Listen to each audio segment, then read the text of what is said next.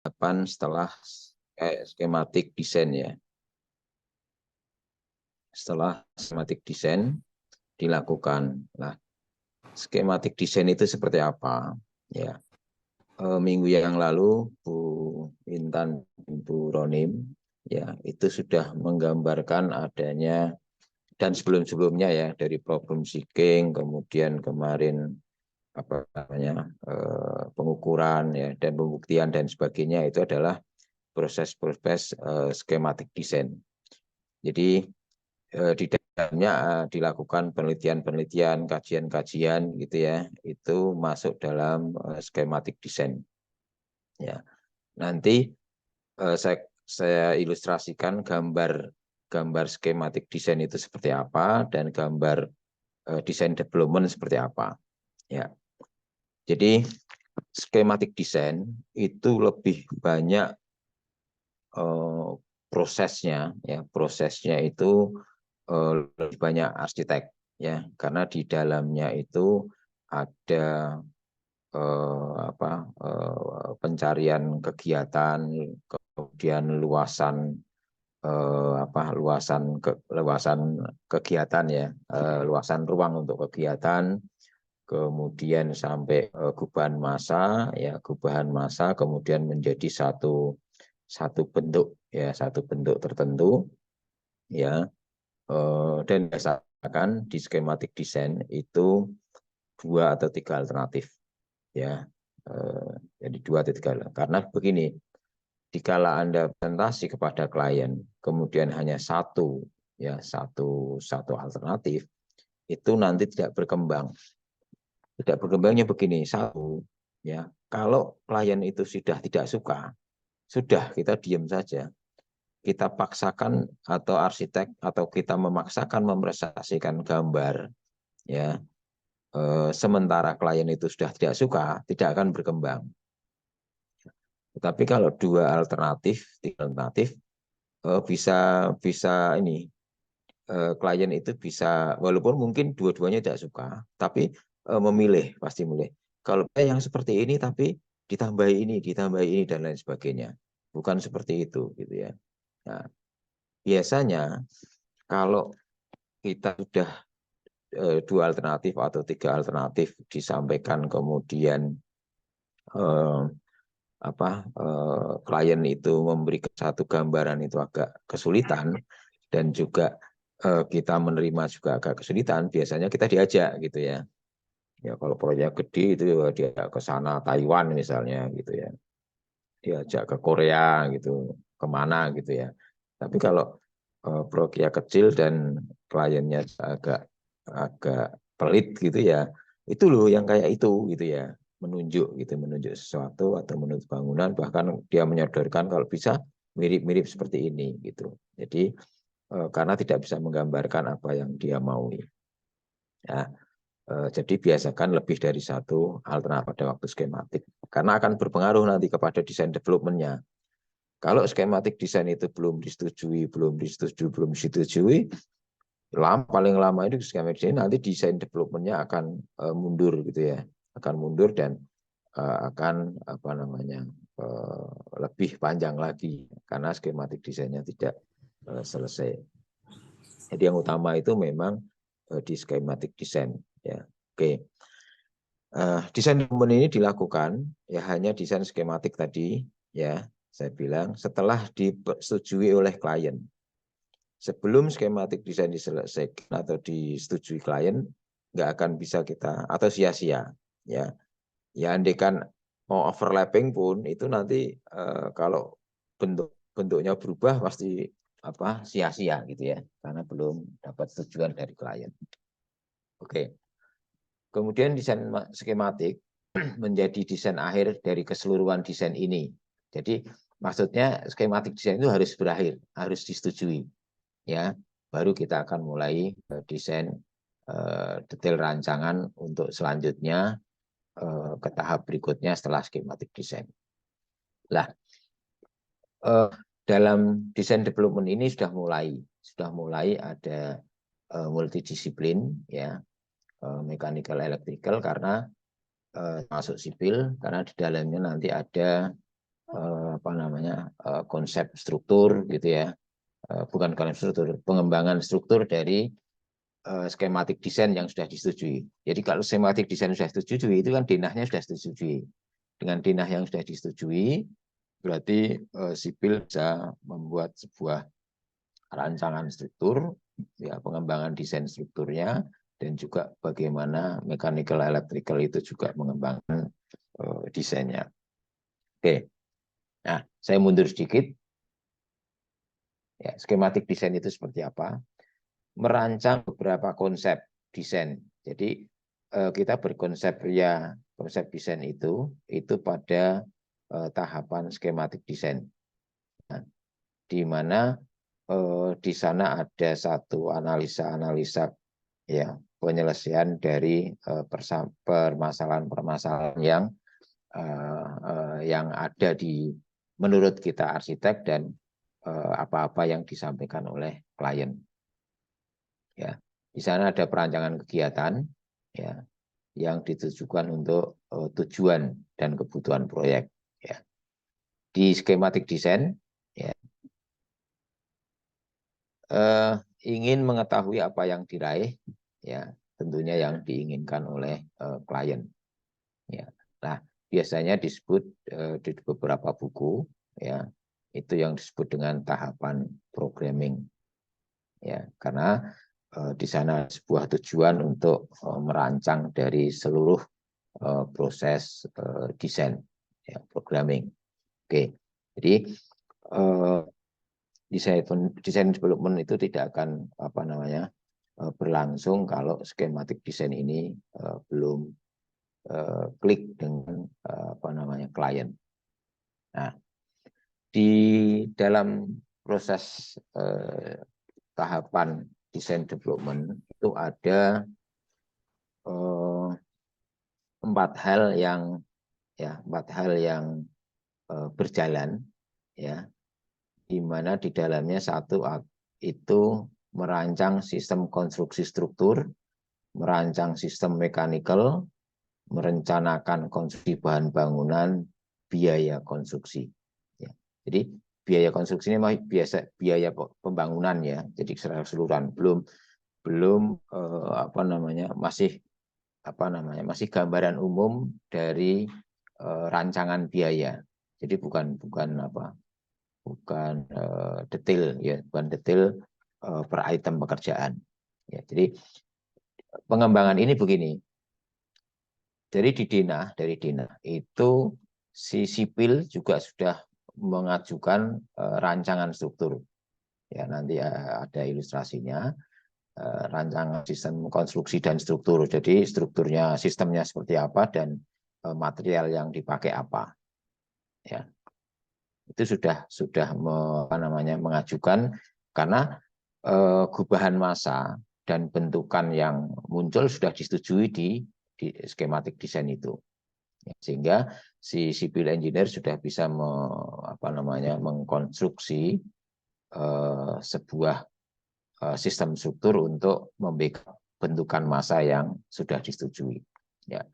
Kemudian juga mechanical electrical masuk di sana, paling tidak memberikan satu gambaran rancangan ya bagaimana bangunan itu bisa menjadi nyaman, gitu ya.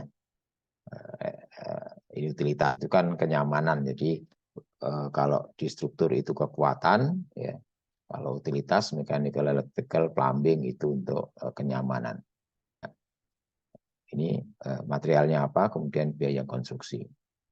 Oke, ini yang perlu ditahap. Nah, nanti stupa kita tugas akhir itu sampai di sini atau tidak gitu, ya kan? Mechanical electricalnya juga hanya pengetahuan kita, ya. Jadi begini, saya mundur dikit. Mengapa konstruksi dan mechanical electrical ini kita harus belajar, gitu ya? Karena begini, pada waktu kita meletakkan sistem struktur, ya, di sana ada kolom, ya, ada balok dan lain sebagainya, itu akan mempengaruhi fungsional ruang, ya, fungsional ruang. Karena kehadiran kolom, ya, dalam sistem struktur kita sudah merencanakan luasan, ya, ternyata tiba-tiba pada waktu sistem struktur itu kita masukkan dalam gubahan massa, tiba-tiba ada kolom di tengah, misalnya gitu ya, misalnya ada kolom di tengah ruang sidang misalnya. Nah, itu kan menjadi problem. Sehingga kita harus tahu persis sistem struktur apa, ya, belajar sistem struktur yang dipakai, sehingga pada waktu kita membuat desain massa, skematik desain massa bangunan itu pun sudah membayangkan bahwa nanti sistem strukturnya itu akan teraba, gitu ya, akan bisa dikonstruk di dalam sebuah massa bangunan. Ya, nah, memang arsitek itu agak dewa sedikit ya, merencanakan mengorganisasikan ruang, tetapi kita sudah mikir bagaimana nanti kolomnya di mana, gitu ya. Ya, kemudian mechanical electrical juga diperlukan karena di sana ada mechanical, ada mesin yang harus berjalan, mesin itu pasti butuh ruang, gitu ya. Ya, sehingga kita harus tahu jenis mechanical apa untuk kegiatan apa, ya, ternyata kita harus tahu sehingga ruang-ruang itu tidak ketinggalan, gitu ya. Electrical yang berupa jaringan electrical itu kan walaupun kecil dia butuh ruang, gitu ya, butuh ruang untuk distribusi horizontal maupun distribusi vertikal. Kalau vertikal perlu adanya shaft misalnya, kalau horizontal itu ya bisa di bawah lantai, bisa di atas plafon, ya, electrical yang berupa jaringannya, gitu ya. Plumbing, perpipaan juga demikian. Kehadiran mereka untuk menyamankan bangunan perlu sebuah ruang, ya, baik ruang horizontal maupun ruang vertikal. Sehingga memang arsitek memang harus belajar struktur dan mechanical itu paling tidak adalah mengetahui bahwa mereka itu membutuhkan ruang, ya, bukan ruang, sehingga jangan sampai kita pada waktu mengorganisasikan ruang, ya, kemudian sistem struktur yang kita pakai dimasukkan itu ada mengganggu daripada ruang-ruang yang seharusnya tidak terganggu dengan kehadiran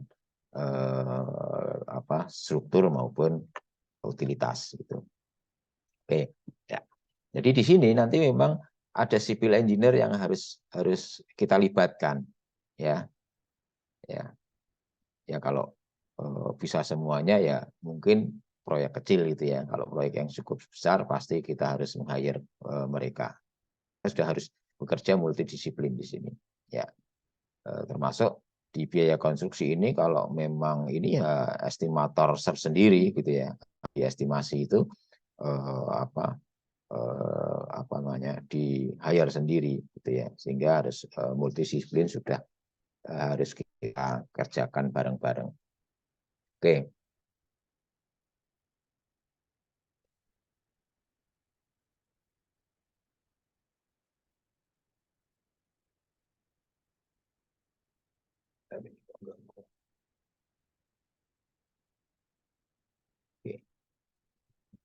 Merancang sistem struktur dan struktur bangunan tadi ya, yang keterangan penjelasan dari nomor 1. Oke.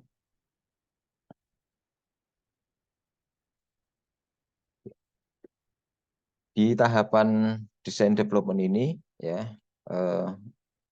arsitek tentunya bersama sipil itu ya, punya sipil. Karena apa? Terkadang kalau kita tidak tahu sistem struktur dengan baik, itu kita akan kalah dengan sipil, ya. Ya, sementara sipil kekeh dengan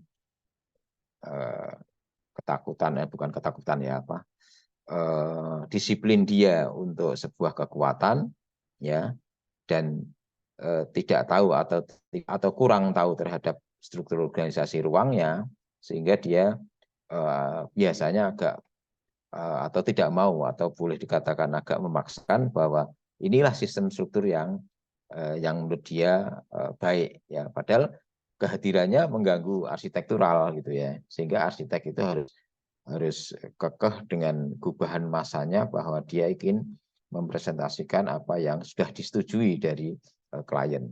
Ya, sehingga arsitek pun hadir dalam merancang sistem konstruksi ini. Ya. Ya, kemudian sistem konstruksi berikut mengikuti rancangan desain keseluruhan yang telah dibuat pada skematik desain tadi, ya kan?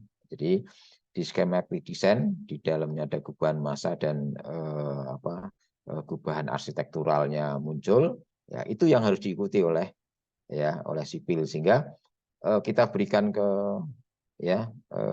ke teknik sipil itu harus kita pandu, harus kita dampingi bahwa skematik desain tadi, gubahan massa sudah disetujui klien, ya jangan dirubah atau jangan sampai perubahannya itu sangat mendasar akibat adanya perancangan struktur yang tidak bisa, ya, sehingga ya kita harus memaksakan itu, ya, bagaimana secara civil engineer itu bisa diselesaikan. Ya, ini yang biasanya di lapangan itu seringkali antara arsitek dengan sipil ini tidak cocok, ya, atau kurang cocok kalau memang desain kita agak aneh-aneh sedikit dan mereka kesulitan dalam mengaplikasikan atau merancang sistem strukturnya. Ya. Selain itu, konstruksi dan struktur bangunan dibuat juga untuk mempertimbangkan kelayakan dan kelaikan, ya, baik pisah maupun secara terpadu. Ya, ini maksudnya, ya, ya ini kelayakan dan kelaikannya itu tadi terhadap skematik desain. Kalau memang skematik desain atau hasil dari skematik desain itu sudah dikomunikasikan, ya, misalnya yang biasanya sering bisa seperti itu, tapi konstruksinya jadi mahal, nah, misalnya gitu. Nah, itu kembali ke klien. Kalau seperti ini terlalu mahal, hingga nanti kelayakan dan kelaikannya ini, gitu ya. Ya, kalau dengan sistem struktur ini tidak bisa, itu kan berarti kelaikan, ya, nggak laik, ya. Kemudian kelayakan dengan arsitekturnya bagaimana? Ya, kalau kembali itu ya kembalikan ke skematik desain nanti didiskusikan dengan klien, ya, seperti apa. Ya, berubah, ya, karena pertimbangan anggaran dan sebagainya. Desain development dikembangkan untuk membuat rencana ukuran dan dimensi yang sebenarnya. Ya, jadi pada waktu skematik desain, ya, bisa jadi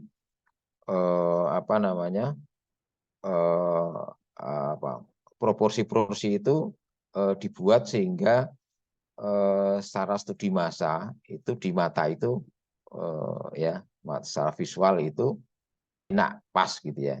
Nah, pada waktu desain development itu hati-hati, ya. Bisa jadi pada waktu skematik itu dimensi dan sebagainya masih kira-kira gitu ya. Nah, di sebelum ini sudah mulai, ya, di pengembangan desain ini sudah mulai bahwa ukurannya itu sudah ukuran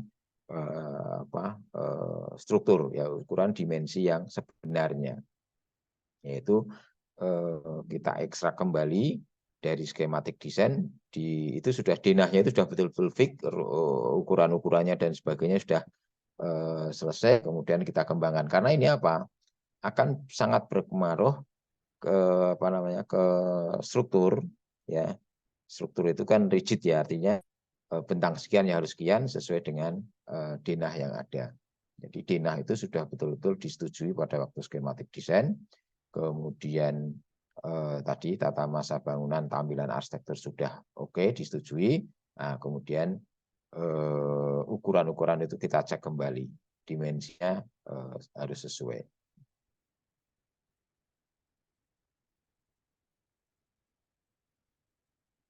Ya.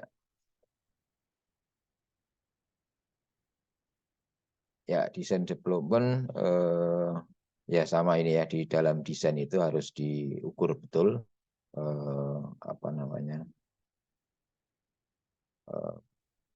termasuk di dalamnya dalam waktu ini ukuran furniture, ya, itu biasanya di skematik desain sudah mulai terpikirkan, di desain development juga sudah mulai, ya, furniture itu sudah biasakan untuk di layoutkan ya, dan barang-barang lain, sehingga tidak hanya sekedar hubungan antar ruang, tetapi sirkulasi di dalam ruang itu juga sudah kelihatan dengan adanya furniture ya. Ini sudah harus harus muncul gitu ya, sehingga ruang-ruang itu betul-betul sudah terukur, sudah terisi furniture ya. Karena ini biasanya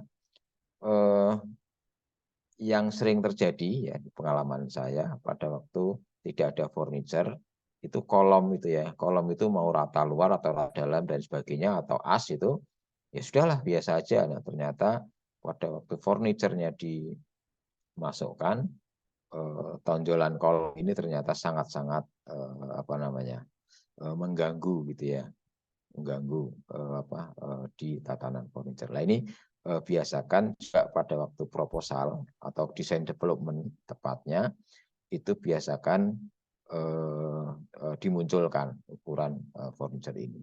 Oke.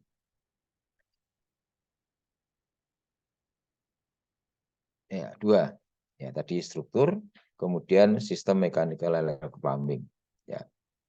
Nah, di sini arsitek ya tentunya bersama ahli mechanical electrical ya itu merancang ya, karena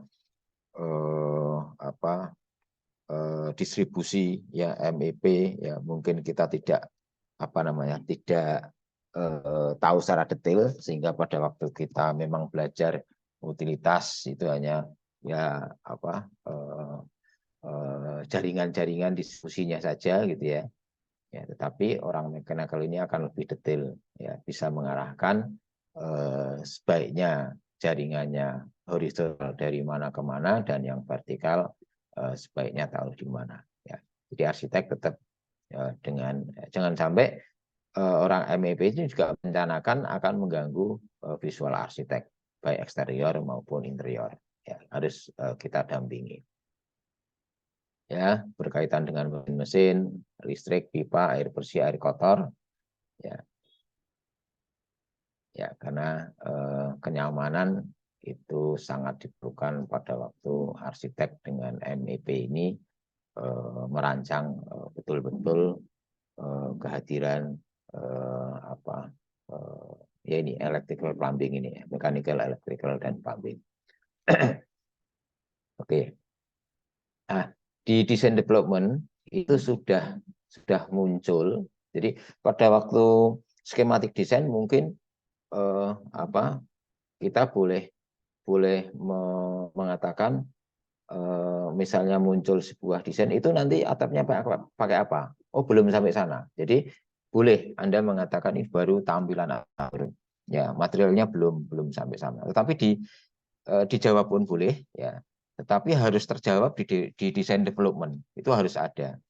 Sudah muncul dindingnya pakai apa gitu ya, strukturnya pakai, konstruksinya pakai apa ya, sampai ke bahkan liftnya pun sudah muncul alternatif pakai lift yang ukuran berapa, kapasitas berapa ya, karena di sana ada MEP sudah melaporkan bahwa ya, AC-nya harus dibuat minimal 3 dengan ukuran sekian gitu ya, sampai ada hitungan harus menunggu maksimum 5 menit misalnya, itu harus ada ukurannya. Kemudian plumbing pun kapasitas airnya sudah orang ME pun sudah menghitung kapasitas airnya berapa, kapasitas gensetnya untuk listrik kalau PLN mati berapa, kebutuhan listrik total berapa, itu sudah muncul di desain development. Karena apa? Di sisi sebelum tadi kan sudah memunculkan rancangan anggaran, ya, rancangan anggaran, sehingga global mendekati detail itu sudah mulai muncul, ya, detail apa yang harus dipasang, ya, bukan detail untuk kerja ya, tapi sudah material-material itu sudah muncul, ya, muncul matchnya, ya, termasuk dekorasi dinding lain dan sebagainya. Jadi pada waktu desain development sudah muncul interior yang sudah terukur ya, dan interior yang sesuai dengan material ya, material yang akan dipasang. Gitu ya. Ya. Kalau pada waktu skematik tidak apa-apa, interiornya nanti kurang lebih seperti ini gitu ya. Itu masih boleh gitu ya. Tetapi dalam desain development sudah harus nanti interiornya seperti ini. Ya, gitu. Kemudian ya, ini biaya konstruksi. Ya. Biaya konstruksi ini bukan RAB di tahap setelah ini, yaitu tahap DED, Detail Engineering Design, itu sudah sampai ke item pekerjaan. Tetapi biaya konstruksi ini adalah biaya makro. Biaya makro yang arsitek sudah harus bisa mempertanggungjawabkan bahwa RAB atau rancangan biaya yang disampaikan di sini, ya, itu betul-betul bisa dipertanggungjawabkan pada waktu kita membuat DED, Detail Engineering Design. Jadi Detail Engineering Design itu isinya nanti gambar kerja, ya, kemudian spesifikasi teknis, gitu ya, kemudian RAB per item pekerjaan. Ya, ada 3 itu, dan BQ itu volume ya, BQ satunya.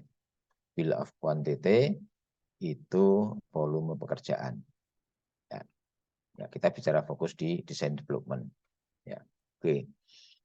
Jadi biaya konstruksi nanti seperti apa? Ya, jadi biasanya ya dalam penghitungan biaya konstruksi di tahap design development ini, ya biasanya dihitung secara biaya standar dan biaya non standar. Ya. Biaya standar itu biasanya biaya konstruksi, ya biaya struktur ya, pembangunan hanya strukturnya. Jadi misalnya konstruksi beton bertulang, ya, jadi biaya struktur konstruksi beton bertulang itu ya plus lantai plus listrik yang sederhana itu ada yang disebut dengan biaya standar. Ya. Kemudian biaya non konstruksi, ya, non standar sorry. Biaya standar dan biaya non standar. Ya, non standar itu banyak meliputi misalnya dari AC, ya, dari furniture, dari fire protector, ya, jadi dari antisipasi kebakaran, kemudian petir, ya, kemudian lift, ya, dan lain sebagainya, itu standar. Nah, itu bisa dihitung ya biaya konstruksi itu berapa. Ya, nah, arsitek harus bisa mempertahankan atau bisa mempertanggungjawabkan rancangan biaya konstruksi di tahap design development itu, ya, itu bisa ditanggungjawabkan. Dalam arti begini, itu sebagai gambaran klien. Kalau studi masa di skematik desain muncul seperti itu, ya perspektifnya kelihatan, itu kurang lebih adalah biaya konstruksinya sekian. Ya. Sehingga si klien bisa menggambarkan, bisa membayangkan bahwa oke, saya punya uang, ya. Oke, uangnya kurang, saya tak utang gitu ya. Yang jelas klien itu sudah bisa setuju dengan biaya konstruksi yang ada. Kalau misalnya, waduh biayanya nggak cukup, saya punyanya sekian, ya nanti ini diturunkan. Jadi banyak spek teknis, ya spek teknis yang kita kurangi.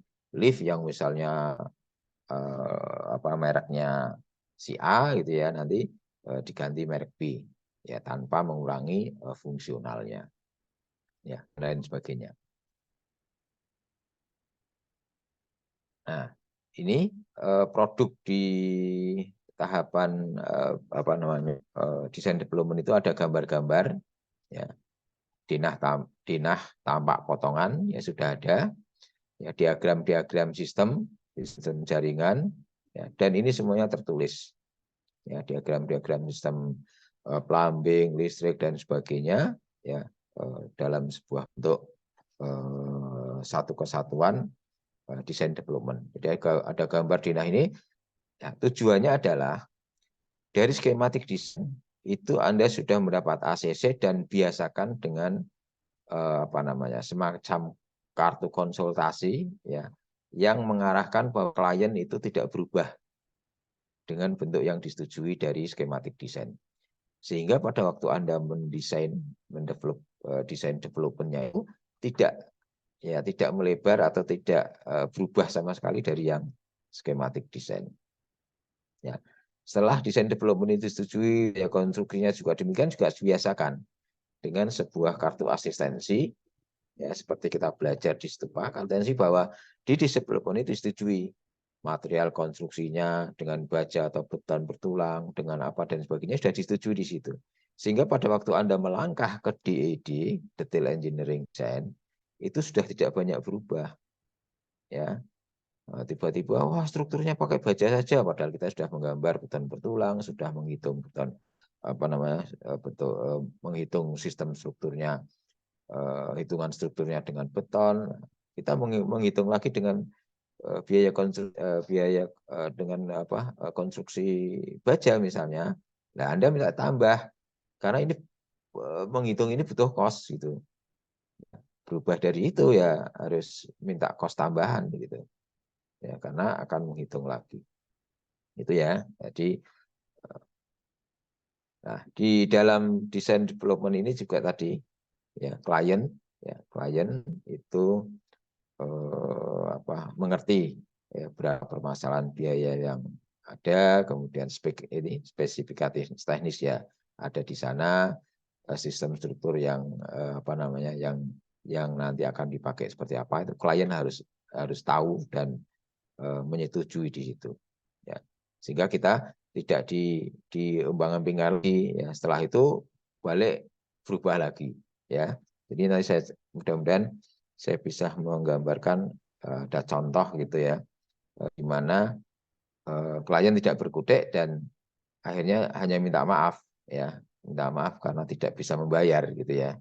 Ya, jadi tidak bisa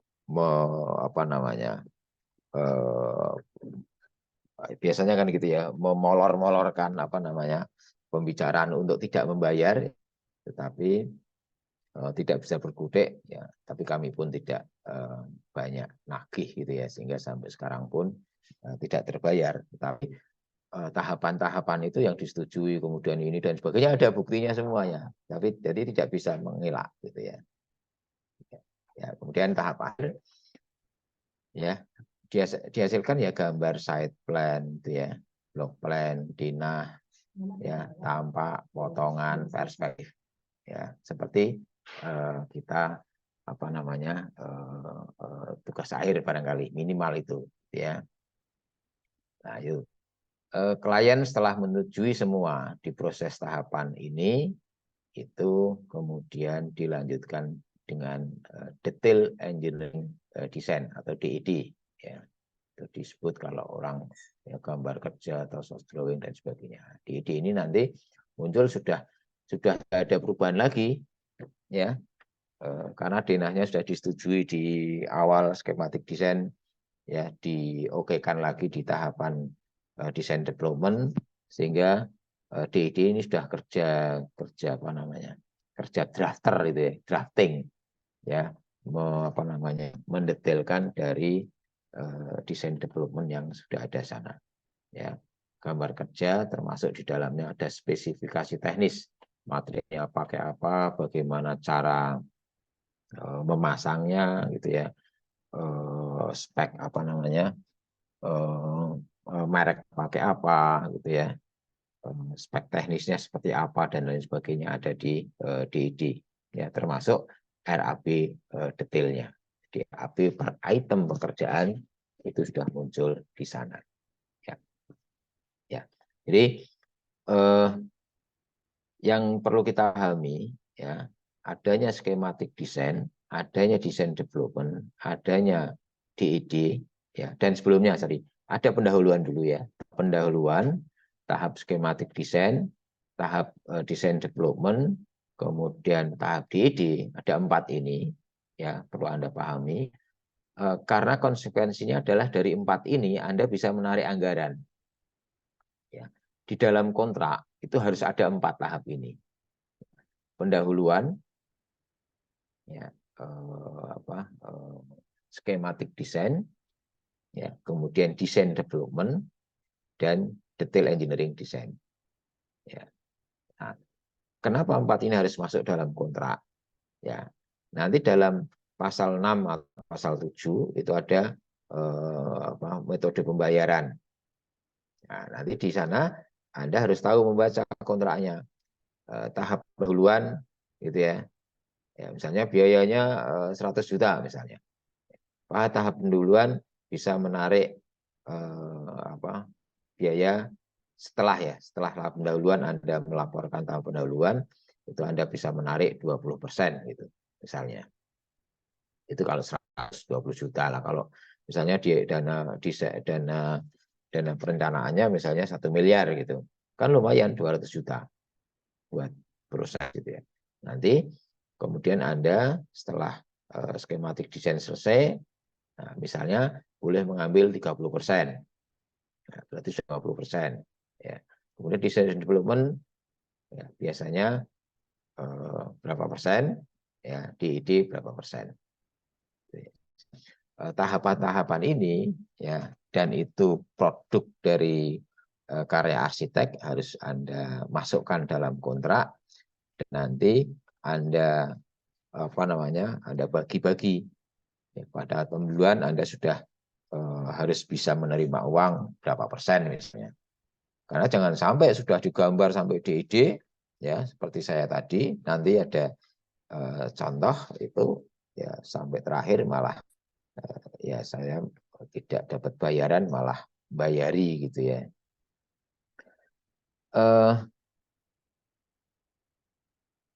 Nah ini desain development itu cukup makan waktu yang panjang ya dan biaya yang besar. Kenapa? Karena satu di tahap sebelumnya tahap skematik desain mungkin itu lebih banyak kerja arsitek ya karena di sana mengembangkan dari gubahan massa di sebuah bentukan arsitektural dan sebagainya itu banyak arsitek ya dengan pengetahuan ya kita anggap pengetahuan sedikit dengan sistem struktur dan sistem utilitas mungkin kita bisa secara bersama-sama memikirkan gambaran studi massa yang terjadi ya nanti akan bisa di strukturnya bisa akan masuk dan sistem utilitasnya masuk itu lebih banyak arsitek ya dan itu cukup berat kalau memang kliennya belum oke. Ya sehingga aktivitas itu kita tuntut di situ ya dan ini kelebihan dari arsitek dengan masa sekarang ya yang AI ya intelligent artificial itu ya dan itu tidak bisa ini kita berbagi di arsitek karena betul-betul itu adalah kreativitas kita ya AI yang sekian besar dengan tools apapun itu sifatnya hanya membantu mempercepat gitu ya ya apapun tapi kreativitas ini yang Allah berikan pada kita yang sifat kreatif ini yang harus kita syukuri ya karena tidak bisa tergantikan oleh yang lain ya insya Allah sepandai-pandainya AI gitu ya mungkin lebih mengetahui banyak ilmu dari kita ya dengan penciptaan memori hafalan chipnya di sana tetapi untuk kreativitas saya yakin ya untuk kreativitas saya yakin masih ada pada otak kita yang perlu kita syukuri atas pemberian Allah ini gitu ya. Ya di desain development ini hasil akhir adalah di sana ada hasil dari penelitian berkesinambungan dalam skematik desain, ya, kemudian dianalisis di dalamnya, ya, muncul studi perancangan, engineering tadi, civil engineering, ya, prototyping itu masuk dalam utilitas, ya. Terus percobaan dengan BIM mungkin gitu ya. Ya. Di dalamnya itu ada di design development. Ya. Oke, kesimpulannya bahwa tahap design development ini harus sangat tergantung dari skematik desain. Ya. Tergantung. Kalau itu belum oke, ya, ya jangan coba-coba di develop, ya, nanti akan mubadir. Ya. Jadi skematik desain dan desain development ini nanti klien harus kita banyak libatkan, ya. Dan jangan lupa besok kalau Anda kerja profesional dengan kartu asistensi, ya, oret-oretan minta tanda tangan, oret-oretan minta tanda tangan, sehingga kalau tiba-tiba sudah sampai di ide dia minta berubah itu ya kita minta tambahan gitu ya, tambahan fee gitu ya.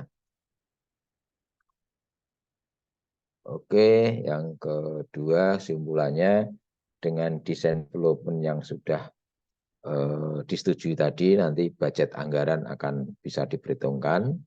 Ya, kemudian yang terakhir, ya, arsitek dan klien ini betul-betul harus jeli, ya, dalam menentukan rancangan, ya, sehingga anggaran dan antara anggaran dan rancangan skema desain development ini sudah mendekati yang terbaik, ya. Jadi saya pesan memang harus ada klien, ya, klien harus selalu dilibatkan agar kerja kita ya,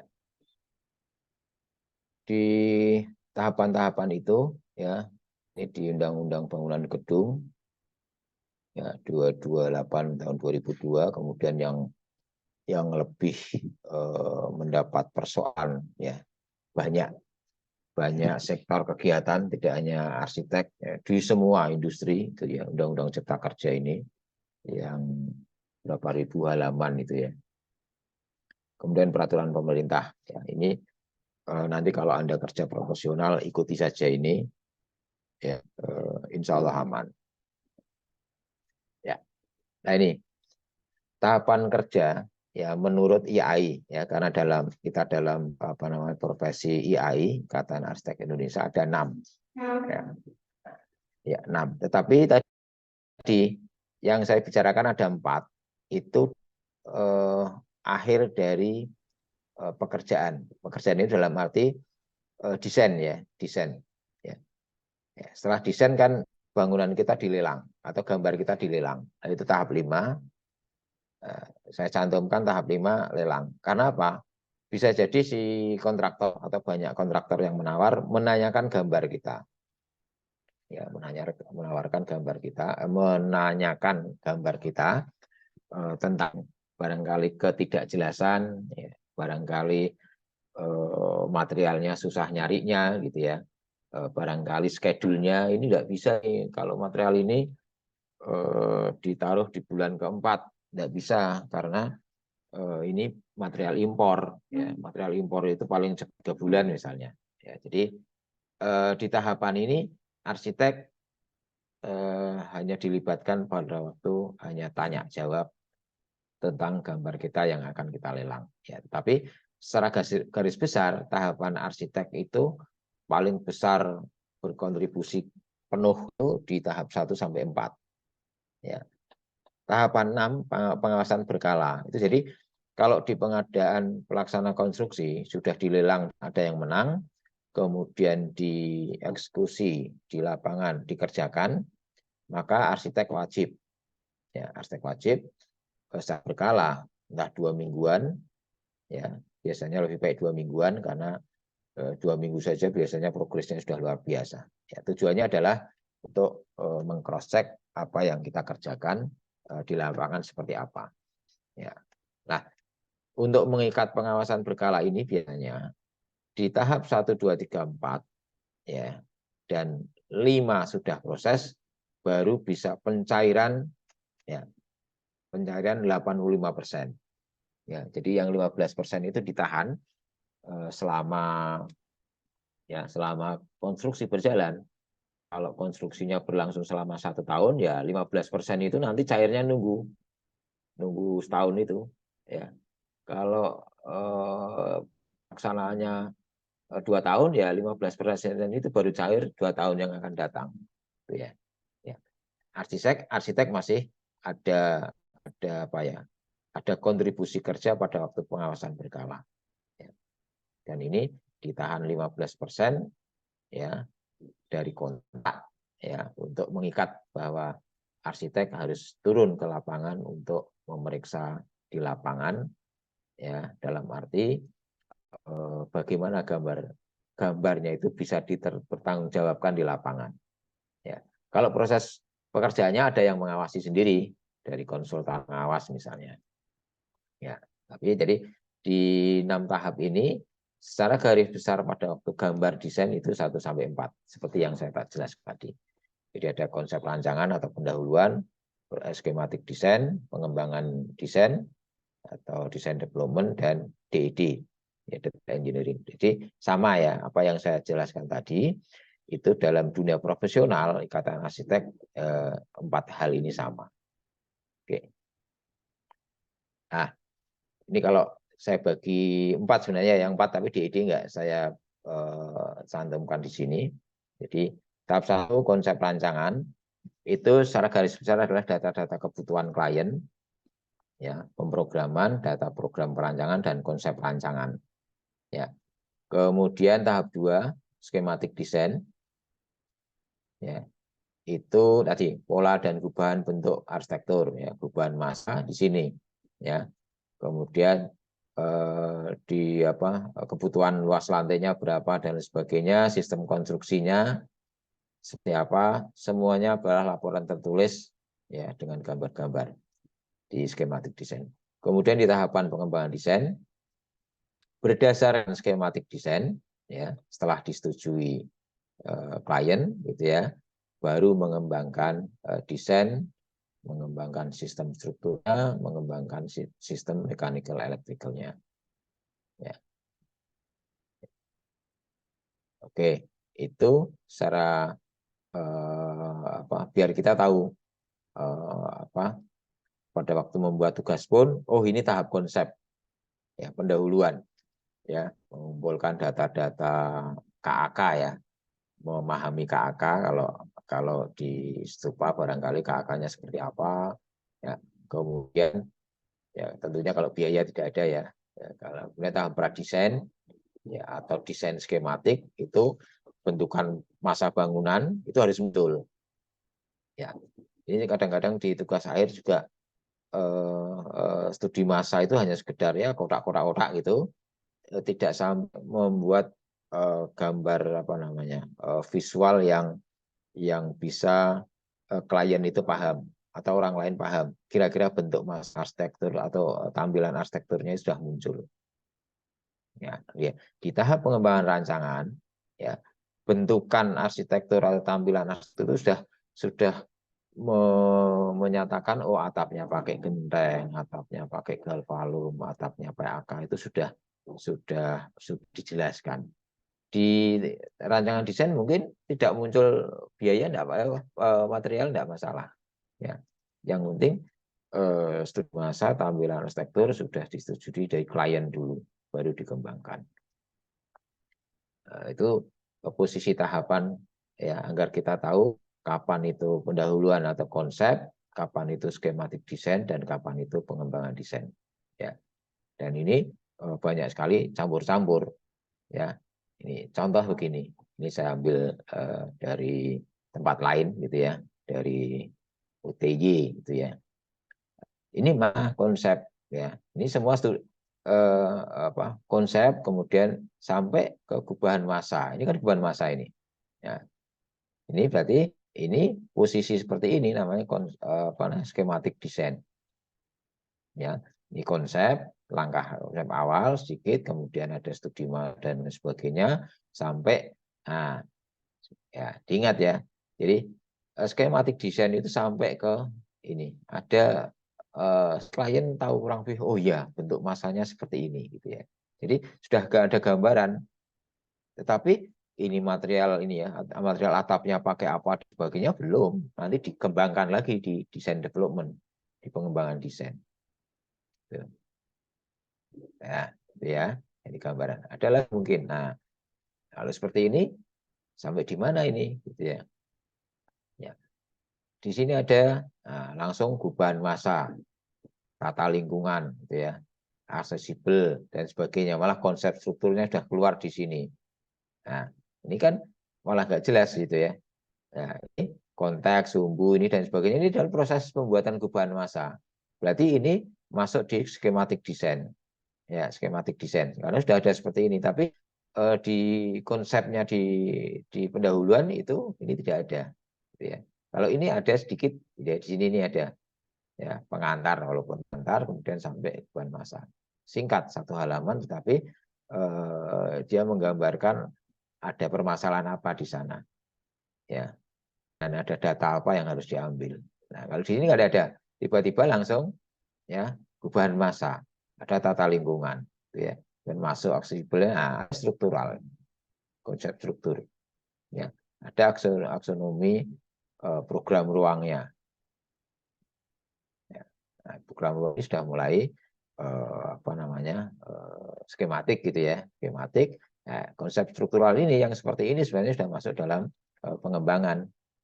Karena bentuk massa yang seperti ini sudah sebenarnya massa seperti ini, kemudian arsitekturalnya muncul, sudah cukup dulu itu sampai skematik.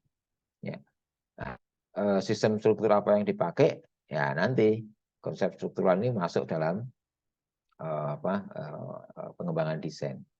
Ya, karena sudah muncul kan sistem struktur rangka rigid gitu ya, rigid frame, ada nggak tahu ini mungkin ada servolnya gitu ya dan sebagainya.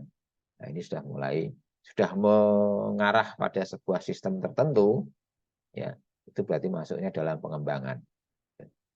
Ya, ya jadi apa namanya pengelompokan pentahapannya harus jelas ya. Jadi Anda sambil pengembangan desain itu apa yang akan Anda tampilkan, gambar standarnya. Nah ini kan satu sisi yang ini ya sampai skematik sudah ya ringkas betul. Nah kalau ini masalahnya apa ini? Ya tiba-tiba ada massa, ada tata lingkungan ini dan sebagainya. Gitu. Ya, jadi masih campur-campur. Ya sehingga kalau kita tahu tahap 1, 2, 3, 4 tadi itu paham betul ya nanti penyajian walaupun satu lembar ya runtut. Mana di tahap konsep, mana di tahap skematik, mana di tahap pengembangan desain. Oke, lagi. Oke, itu mungkin yang bisa saya sampaikan. Ya, kurang lebih 1 jam persis. Ada pertanyaan?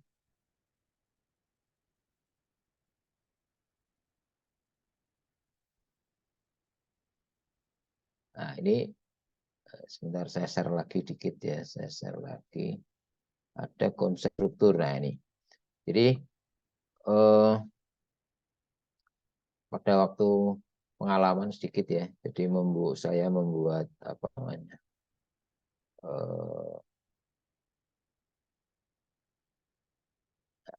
Jadi, membuat struktur ini sebuah pengalaman ya. Cukup waktunya cukup panjang dan dengan terakhir kesedihan karena tidak dibayar ya tidak apa-apa ya berguna terutama untuk kita dan Anda ya.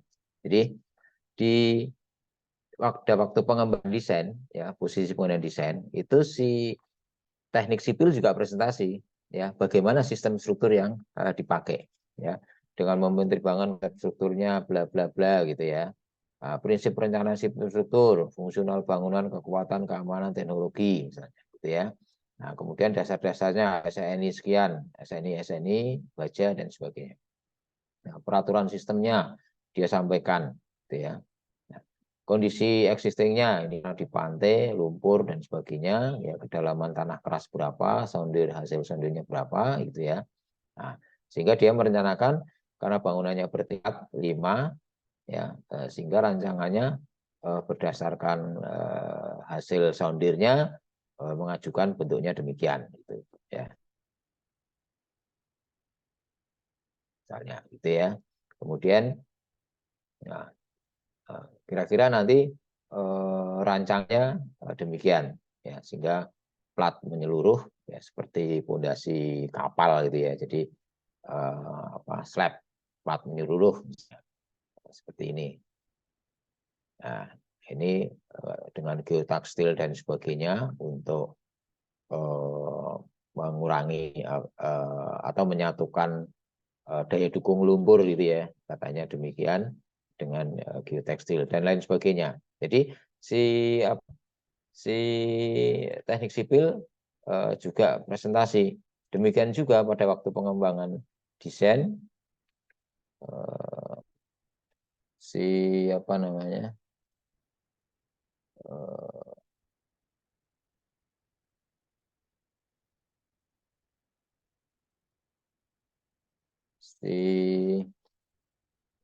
oh ya ini si ME, orang ME juga ini arsitek dulu gitu ya, arsitek dulu dua alternatif ya, dua alternatif, dinahnya demikian ya, dan terusnya tentunya sirkulasi kita jelaskan, kebutuhan ruangnya sudah jelaskan semua seperti ini. Nah, kemudian alternatif yang pakai alternatif 1, 2 ya. Ya udah diskusi panjang ini dan sebagainya, hanya saya cenderung gitu ya, kalau ada dua saya cenderung tipe kedua gitu ya, kedua dengan demikian. Nah, setelah ini baru nanti kita mengembangkan ke detail engineeringnya di ID-nya ya. Jadi arsitek menyampaikan gubahan massa gitu ya, kemudian sampai ke performance seperti ini alternatif, kemudian si sipil tadi mengerjakan presentasi kalau demikian strukturnya baiknya seperti apa. Ya. Kemudian ME juga mengajukan seperti apa gitu ya. Ini alternatif gitu ya. Dan lain sebagainya. Nah, itu artinya standar untuk standar gambar untuk menyampaikan ya ke klien dan ke project pada umumnya. Kemudian satu lagi yang ME itu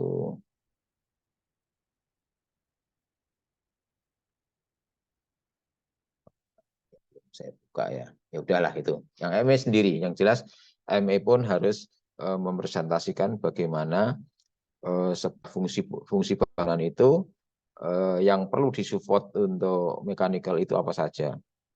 Pakai lift atau pakai eskalator atau listriknya pakai apa, pakai apa namanya, solar cell misalnya dan sebagainya.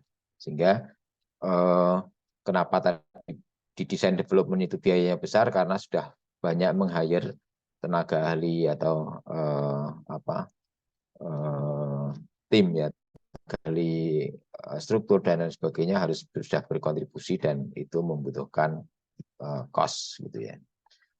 Oke, itu yang bisa saya sampaikan. Barangkali Pak Kom. Halo Pak Kom. Rawuh dah ini. Halo Pak Kom. Oke. Ya sambil nunggu Pak Kom, barangkali ada yang mau ditanyakan. Halo. Izin bertanya, Atau Pak Pak. Pro. Ye, Mas Ubaidah. Ubaidillah, sorry. Ye. Pak. Saya mau bertanya tentang skematik desain. Di sini tadi Pak Hasan menyampaikan di awal tadi mungkin terkait furnitur dengan uh, terganggunya furnitur dengan adanya kolom nih Pak. Ya, Itu tadi nggih. ya. Itu nanti Kang Arsyid nantinya itu apakah juga harus menyiapkan itu jadi besarnya kolom seberapa sekian, nah terus jumlahnya furnitur agar apa atau mungkin penempatan furnitur nanti itu bagaimana agar tidak menyentuh dari kolom tersebut. Nah, seperti itu apakah kita juga perlu menyiapkan planning penempatan furnitur di dalam bangunan tersebut atau nanti juga ada orang yang mengurusi terkait dari interior ruang tersebut atau bagaimana nggih? Itu sih Pak dari saya.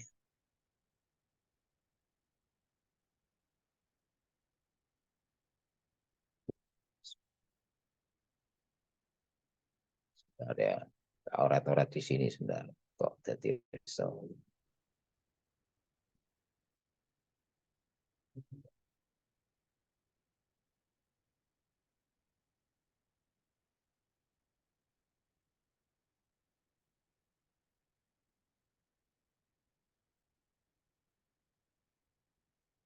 Jadi kita misalnya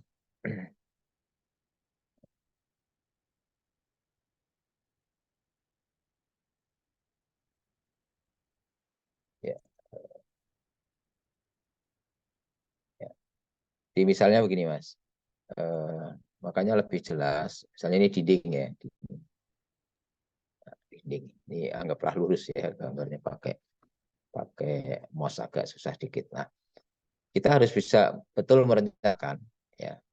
Perakiraan memang kita nggak bisa menentukan besarnya kolom seberapa, tetapi ada bahwa nanti perkiraan kolom adalah di sini. Nah, ini kita anggap as ya. Jadi temboknya as kolom. Tetapi bisa jadi Anda membuat ini interior, gitu ya. Ini eksterior. Bisa jadi karena Anda menginginkan halus di luar, artinya halus di luar itu apa namanya fasad ini eksteriornya mau bersih gitu ya, sehingga kolom itu Anda lakukan di dalam atau sorry begini tepatnya ya. Nah, jadi kolomnya ini ditaruh atau temboknya ini rata luar dengan kolom itu. Bisa jadi ya Anda pinginnya interiornya yang halus, kolomnya nggak apa-apa luar. Malah ini juga fasad secara di luar juga apa kolomnya ini juga apa tidak mengganggu ya secara fasad dan pilihannya tidak masalah. Sehingga Anda harus rata di dalam. Nah, pada waktu rata di dalam, ini kan enak aja.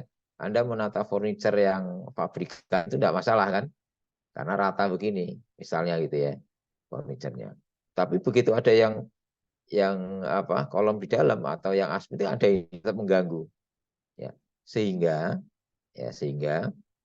ini juga makanya kenapa arsitek harus belajar struktur karena kehadiran kolom-kolom ini akan bisa sangat mengganggu ya bisa sangat mengganggu walaupun dia mepet tembok gitu ya mepet tembok seperti ini sementara kursinya agak panjang dikit dan di kanan kiri sudah ada tembok akhirnya misalnya ya akhirnya Anda membuat apa namanya meletakkan furniture ini kan di sini misalnya gitu ya.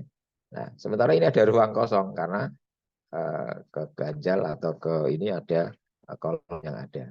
Nah, hal-hal semacam ini ya maksud saya tadi perlu arsitek ya makanya dengan interior itu juga oh ya ahli interior kalau bangunannya pasti dilibatkan ya. Pada waktu muncul adanya kolom seperti ini orang interior akan lebih cepat daripada kita. Nah, itu fungsi ruang apa? Untuk meeting. Wah, meeting itu kalau ada kolom begini pun itu susah nanti gitu ya. Menata apa namanya? Menata furniturnya gitu. Nah, dia usul misalnya ini di sini tembok gitu ya. Misalnya di tembok. Nah, ini kan ada ruang ya, ada ruang yang kecil kosong gimana? Nah, kalau ini ruang kecil ini saya tutup sekalian, misalnya ruang interior ya. Saya tutup sekalian dengan kolomnya tadi sehingga kan jadi ruang kecil misalnya ya ruang kecil nanti buat apalah ini ya nggak tahu misalnya ya kalau kolomnya ini ternyata 60-60 berarti mungkin di sini ada ruang ukuran 60-60 Tapi secara visual di luar, ya dia mungkin rata gitu ya, jadi rata. Ini difungsikan untuk apa? Ya, maksud saya demikian, sehingga memang kehadiran tadi kolom tadi juga akan mengganggu terhadap interior.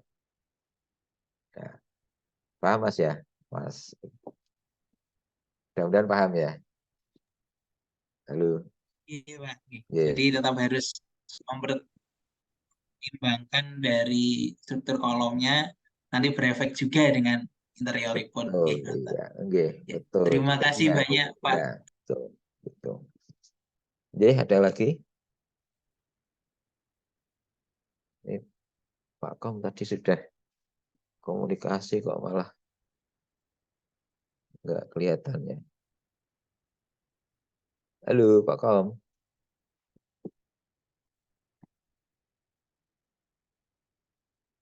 Oke. Ya, kalau tidak ada ini ya, jadi muat nggak ya di kolom chat nanti Anda Yang keluar dari Zoom Meet, Pak. tadi yang keputus tadi ya. Tadi ada ya kelihatannya ya. Untuk materi hari ini, apakah di-share gitu? Tadi gitu ya, nanti Untuk saya materi share. hari ini apakah di-share gitu, Pak? Ya, saya sebentar, saya ke anu aja ya, ke apa namanya, chat ya. Ya, sekedar sama chatnya ini.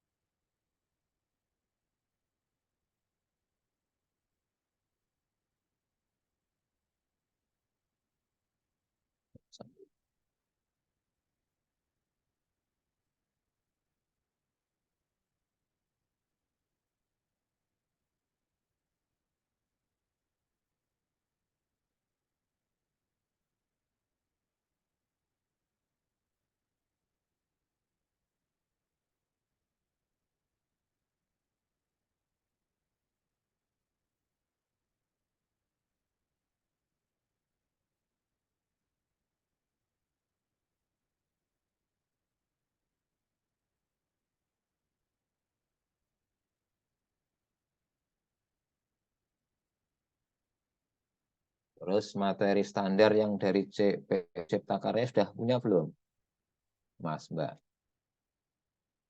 Ini saya anu aja ya, saya copy Dan lagi. PUPR itu, Pak, Iya, sudah. yang dari standar gambar kerja. Kalau di Sudahnya grup ya, sudah kelas ya. G pun sih, Pak. Oh sudah ya, udah. Kayaknya Grup kelas Pak, G sudah. kau mau menyampaikan itu kayaknya tadi.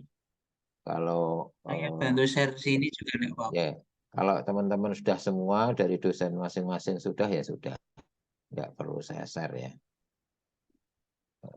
Sebentar. Ini beberapa juga ada yang dereng. Oh turun, ya di mana tadi? Saya share aja nggak apa-apa. Saya Oh juga ya, ada. mendownload file tersebut.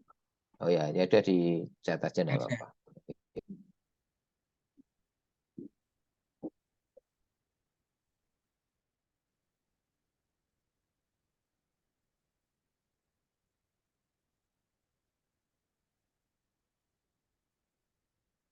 Oke, kalau dari saya mudah-mudahan bisa memposisikan ya, kita belajar sekaligus nanti ke depan itu untuk menyajikannya itu seperti itu. Ada konsep, ada pendahuluan biasanya, ada skematik desain, ada desain development, dan ada DED. Ya.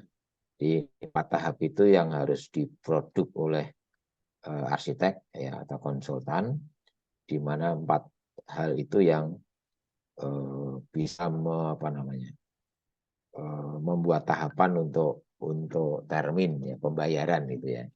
Jadi itu harus dimasukkan dalam kontraknya.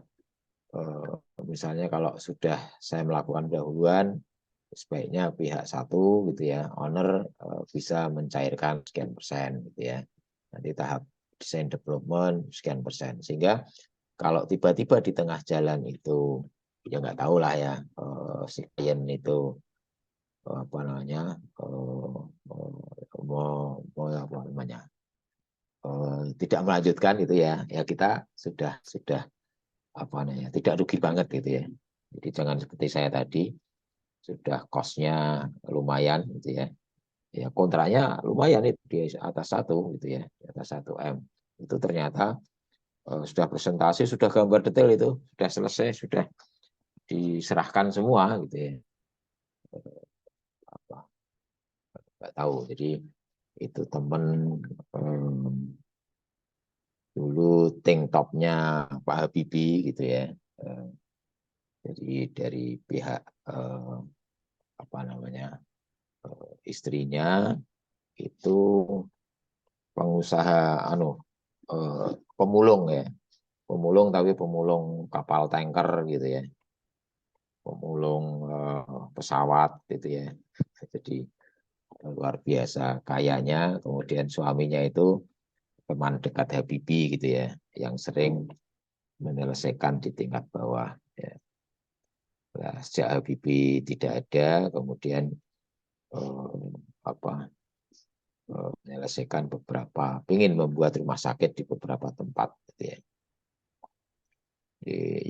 Yang saya mahfum ya sebenarnya mungkin masalah tanah di sana itu ya. Satu, zonanya zona industri, kemudian 2, pembebasannya baru sedikit, belum seluas itu, dan saya tetap optimis saja ya, walaupun 2 tahun atau 3 tahun yang lalu belum dibayar ya, insya Allah nanti perkembangan pasti dibayar ya, karena sesama Muslim harus percaya gitu ya. Kalau tidak percaya ya orang Muslim aja tidak percaya, apalagi dengan yang lain. Kita harus husnudon bahwa tidak adanya itu bukan karena yang lain, ya, tapi karena sahabat yang mempercayakan pada diri kita dan kita harus percaya. Itu yang bisa saya sampaikan. Ya, tadi sudah dikirim Mas ya chatnya ya, yang ini Mas. Sudah ya. Loading sih ini. Oh, gede ya. Lagi Belum nyampe. Ya nanti teman-teman yang lain kayaknya dosen-dosen juga sudah kirim punya semua itu. Oke. PA-nya sinyalnya sudah ada. pembimbing. Oke. Tidak apa-apa. Saya yakin PA-nya kalau nanti mau minta ke dosen-dosen PA sudah Tadi punya dia di semua. share. Ya sudah punya semua karena itu sebagai pegangan untuk standar ya, standar presentasi gambar. Oke, itu kurang lebihnya yang bisa saya sampaikan. Saya mohon maaf atas kekurangannya.